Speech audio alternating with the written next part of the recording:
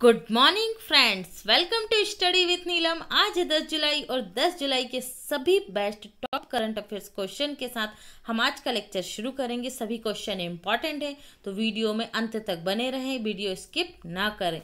अगर आप मेरे चैनल पर पहली बार आए हैं तो मेरे चैनल को सब्सक्राइब कीजिए, वीडियो को लाइक ज़रूर कीजिए और अपने एक स्टडी रिलेटेड ग्रुप में इस वीडियो को शेयर कीजिए। ओके फ्रेंड्स, तो करते हैं शुरू। एशिया के सबसे बड़े सोलर प्लांट का उद्घाटन किस राज्य में किया जा रहा है? तो ये किया जा रहा है मध्य प्रदेश में। याद रखिएगा, एशिया का सबसे बड़ा सोलर प्लांट है। इसकी कितनी 750 मेगावाट जो क्षमता है उसके सेंस में। ओके, तो ये कहाँ पर हो रहा है? रीवा में हो रहा है। इसे क्या कहा जाता है? रीवा को सफेद शेरों की भूमि के नाम से फेमस है ये, है ना, प्रसिद्ध है। बात कर लेते हैं मध्य प्रदेश की। मध्य प्रदेश के सीएम है शिवराज सिंह चौहान। यहाँ की गवर्नर है कार्यकारी आनंदीबेन पटेल और कैपिटल है भोपाल। यहाँ के जबलपुर हाईकोर्ट के चीफ जस्टिस हैं ए.के. मित्तल। ए.के. मित्तल भोपाल में ही स्थित है देश का पहला गार्बेज कैफे और पहला देश का गार्बेज क्लिनिक। ये कहाँ पर है? तो ये छत्तीसगढ़ के अंबिकापुर में है। ओके फ्रेंड्स, तो ये इतनी इन्फॉर्मेशन आपको मध्य प्रदेश से याद रखना है। बढ़ते हैं अगले क्वेश्चन की तरफ। हाल ही में इंस्टाग्राम पर सबसे ज्यादा कमाई करने वाले सेलिब्रिटीज कौन बन गए हैं? तो ये बन गए हैं Dwayne the Rock Johnson. Dwayne the Rock Johnson, इन्हें द रॉक के नाम से भी जाना जाता है। इनके इंस्टाग्राम पर 189 मिलियन फॉलोवर्स हैं और ये एक ब्रांड को पोस्ट करने के लिए 7.58 करोड़ रुपीस चार्ज करते हैं, सिर्फ एक पोस्ट डालने के लिए किसी भी ब्रांड की। ओके, तो इन्हें याद रखिएगा आप। सबसे ज्यादा कमाई करते हैं इंस्टाग्राम पर डेविन दी रॉक। दूसरे स्थान पर है काइली जेनर, तीसरे स्थान पर है क्रिस्टीना रोनाल्डो और चौथे स्थान पर है किम कार्दाशियन, जो काइली जेनर की सिस्टर है। ओके फ्रेंड्स, तो ये सारे फैक्ट आप इनसे जुड़े हुए याद रखिएगा। दूसरे स्थान पर काइली जेनर आती हैं, इनके 183 मिलियन सब्सक्राइबर हैं, तो इन्हें ध्यान रखिएगा, कभी कभी दूसरा पूछ लिया जाता है। ओके, चलिए बढ़ते हैं अगले पॉइंट की तरफ। हाल ही में किस राज्य में स्थित भारतीय कृषि अनुसंधान संस्थान का नाम बदलकर श्यामा प्रसाद मुखर्जी संस्थान कर दिया गया है? देखिए, श्यामा प्रसाद मुखर्जी की 6 जुलाई को 119वीं जयंती हुई है। ठीक है, तो इसके उपलक्ष्य में झारखंड सरकार द्वारा जो भारतीय कृषि अनुसंधान की न्यू बिल्डिंग है, न्यू बिल्डिंग का नाम क्या रखा गया है? श्यामा प्रसाद मुखर्जी संस्थान रखा गया है। देखिए, इससे जुड़े हुए दो फैक्ट आपको बहुत अच्छे से ध्यान रखना है। जम्मू कश्मीर को जो चेनानी नासारी सुरंग है उसका नाम भी श्यामा प्रसाद मुखर्जी सुरंग किया गया है और कलकत्ता बंदरगाह का नाम क्या कर दिया गया है? श्यामा प्रसाद मुखर्जी बंदरगाह कर दिया गया है। तो इससे जुड़े हुए ये तीनों पॉइंट आप याद रखेंगे। ओके फ्रेंड्स, झारखंड में किया गया है। बढ़ते हैं अगले क्वेश्चन की तरफ। हाल ही में किस राज्य के इंफॉर्मेशन टेक्नोलॉजी डिपार्टमेंट के द्वारा स्वदेशी सेल्फ स्कैन ऐप लॉन्च किया गया है? तो ये लॉन्च किया गया है पश्चिम बंगाल के डिपार्टमेंट के द्वारा। सेल्फ स्कैन अभी आप लोगों ने देखा है कि सभी जो विदेशी ऐप है जो अपना डाटा क्या करते हैं, इनका जो सर्वर होता है वो उस पर हमारा डाटा सेव होता है और ये डाटा ये अपने देश की कंपनी और खुफिया एजेंसियों को शेयर करते हैं ना। चाइना ही नहीं, चाइना के साथ साथ बहुत सारे देशों में भी ऐसा होता है। चाइना में सबसे ज़्यादा होता है, इसलिए 59 ऐप्स को बैन कर दिया गया। तो ये सेल्फ स्वदेशी बनाया गया है। इसमें सबसे अच्छी दो क्वालिटीज़ हैं, इसके सर्वर पर कोई डाटा सेव नहीं होगा। ओके, और दूसरी चीज़ ये होगी कि इस पर आप डॉक्यूमेंट को एडिट भी कर सकते हैं। ओके, तो ये दोनों पॉइंट आपको ध्यान में रखना है। कहाँ पर? पश्चिम बंगाल में। पश्चिम बंगाल की सीएम कौन है? ममता बनर्जी। यहाँ की गवर्नर कौन है? तो वो है जगदीप धनखड़। कैपिटल क्या है? कोलकाता। और कोलकाता हाईकोर्ट के चीफ जस्टिस कौन है? TBN राधाकृष्णन। TBN राधाकृष्णन इसके चीफ जस्टिस हैं। ओके फ्रेंड्स, बढ़ते हैं अगले क्वेश्चन की तरफ। हाल ही में यूके इंडिया बिजनेस काउंसिल के नए CEO कौन बन गए? तो ये बन गए जयंत कृष्णा। कौन बन गए? जयंत कृष्णा। इन्होंने किसका स्थान लिया है? इन्होंने स्थान लिया है रिचर्ड हेडल का।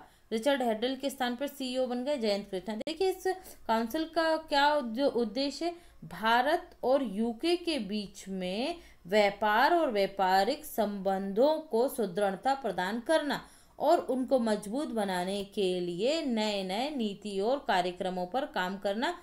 ठीक है, तो ये कौन करेगा? व्यापार और व्यापारिक संबंधों के लिए UKIBC। ओके, UKIBC ये काम करता है। अदर ऑप्शन देख लेते हैं। जयंती श्रीनिवासन, ये अभी क्या बने हैं? International finance service centre authority of India के पहले चेयरमैन बन गए हैं, फर्स्ट चेयरमैन। इनका कार्यकाल कितना रहेगा? जयंती श्रीनिवास का 3 वर्ष रहेगा। कितना? 3 वर्ष। Okay, other option, next option देख लीजिए। इंद्रजीत मोहंती, ये UNO के जो जेनेवा स्थित कार्यालय है उसमें भारत के स्थायी प्रतिनिधि बन गए हैं। और वॉशिंगटन जो न्यूयॉर्क स्थित UNO का कार्यालय उसमें कौन है? तो उसमें है TS त्रिमूर्ति है। तो TS त्रिमूर्ति उसमें भारत के स्थायी प्रतिनिधि हैं। ओके फ्रेंड्स, बढ़ते हैं अगले क्वेश्चन की तरफ। हाल ही में भारत ने किस देश के तट रक्षा बल के साथ समुद्री संबंधों को बढ़ावा देने के लिए समझौता ज्ञापन पर हस्ताक्षर किया है? तो ये किया गया है इंडोनेशिया के तट रक्षा बल के साथ। MOU, मेमोरेंडम ऑफ अंडरस्टैंडिंग, इस पर साइन किए गए हैं। बात कर लेते हैं भारतीय तट रक्षा बल की। तो इसके वर्तमान में अध्यक्ष कौन है? इसके वर्तमान में अध्यक्ष हैं के नटराजन इसके अध्यक्ष हैं। और इसका हेडक्वार्टर कहाँ पर है? हेडक्वार्टर है new Delhi. Headquarter new Delhi में है। इंडोनेशिया की कैपिटल है जकार्ता। इसकी अभी कैपिटल कौन सी बन रही है? नई बोर्नियो आइलैंड में ईस्ट कालीमंतन में इसकी नई कैपिटल है। किसकी? इंडोनेशिया की। ओके, इसकी जो मुद्रा है वो क्या है? इंडोनेशियन रुपी इसकी नई मुद्रा है। इसके प्रेसिडेंट कौन है? तो वर्तमान में इंडोनेशिया के प्रेसिडेंट हैं जोको विडोडो। ओके फ्रेंड्स, तो ये सारे ऑप्शन फैक्ट आप यहाँ से ध्यान में रखेंगे। इंडोनेशिया से जुड़ी एक और इन्फॉर्मेशन मैं आपको बताना भूल गई हूँ। यहाँ पर जो जकार्ता है ये सार्क का मुख्यालय है यहाँ पर, तो ये आप ध्यान रखिएगा। बहुत बार एग्जाम्स में आ चुका है कि सार्क का मुख्यालय कहाँ स्थित है, तो ये इंडोनेशिया के जकार्ता में स्थित है। ओके फ्रेंड्स, बढ़ते हैं अगले क्वेश्चन की तरफ। हाल ही में ओला कार बुकिंग कंपनी ने अपने ग्राहकों को डिजिटल पेमेंट के विकल्प देने के लिए किसके साथ पार्टनरशिप की है? तो ये की गई है फोन पे के साथ। ओके, देखिए कोरोना वायरस के टाइम में सोशल डिस्टेंसिंग और सभी से दूरी बनाए रखना है, 10 गज की दूरी पर रहना है। तो इसके लिए क्या करना है? सभी जो कंपनियां हैं वो इस तरीके की टेक्निक को अपना रही हैं। तो इसने भी क्या किया? डिजिटल पेमेंट ऑप्शन के साथ फोन पे के माध्यम से आप ओला कार की जब बुकिंग करते हैं तो पेमेंट करने का ऑप्शन दिया जाएगा। अदरवाइज आप अदर ऑप्शन भी अपना सकते हैं, लेकिन इनकी पार्टनरशिप किसके साथ होगी? फोन पे के साथ, जिस पर आपको बहुत सारी छूटें भी दी जाएंगी। ओके, तो ये आपको ध्यान में रखना है। ओला कार कंपनी से रिलेटेड फोन पे के ब्रांड एम्बेसडर कौन है? तो ये आमिर खान है। ओके, देख लेते हैं अब ओला कंपनी के CEO कौन है? तो ओला कंपनी के CEO भावेश अग्रवाल। कौन है? भावेश अग्रवाल है। इसका मुख्यालय कहाँ पर है? बेंगलुरु में है। ओला कार कंपनी का मुख्यालय बेंगलुरु में है। इसी तरीके से फोन पे के CEO कौन है? तो फोन पे के CEO है समीर निगम। इसका मुख्यालय भी कहाँ पर है? बेंगलुरु में ही। दोनों का मुख्यालय याद रखिए, दोनों का मुख्यालय बेंगलुरु में ही है। ओके फ्रेंड्स, बढ़ते हैं अगले पॉइंट की तरफ। हाल ही में किस मशहूर बॉलीवुड अभिनेता सूरमा भोपाली भी जिन्हें कहा जाता था का निधन हो गया है? ठीक है, तो ये थे शोले मूवी में कॉमेडियन जगदीप जाफरी। इनका निधन हो गया। 60 वर्ष के फिल्मी कैरियर में इन्होंने 400 से अधिक फिल्मों में काम किया है। ओके, और इनकी कॉमेडी से सभी वाकिफ हैं। सुनील गौड़ा का नाम भी आपने सुना होगा, ये भी चर्चा में थे। ये कन्नड़ टीवी एक्टर थे और फिटनेस ट्रेनर थे। ठीक है, इन्होंने सुसाइड कर लिया है, तो इनका भी निधन हो गया है। राजेंद्र गोयल ये क्रिकेट संबंध थे, स्पिनर थे, इनका भी हाल ही में निधन हो गया है। और सरोज खान ये कोरियोग्राफर थी, इनका भी हाल ही में निधन हो गया है। तो इन सभी को आप ध्यान रखेंगे। ओके फ्रेंड्स, बढ़ते हैं अगले ऑप्शन की तरफ। हाल ही में राष्ट्रीय कंपनी विधि अपील अधिकरण के चेयरपर्सन का कार्यकाल बढ़ाया गया है। तो कौन है वही चेयरपर्सन? चेयरपर्सन है बंसीलाल भट्ट। कौन है चेयरपर्सन? बंसीलाल भट्ट। इनका कार्यकाल बढ़ाया गया है।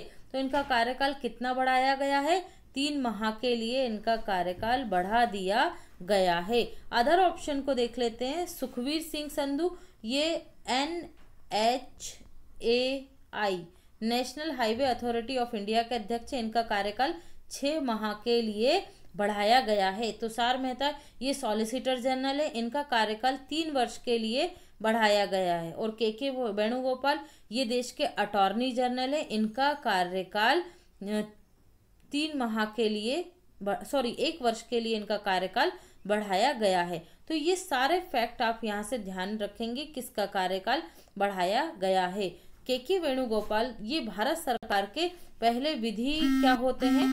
सलाहकार होते हैं। ये सरकार को सलाह देते हैं। ओके फ्रेंड्स, बढ़ते हैं अगले क्वेश्चन की तरफ।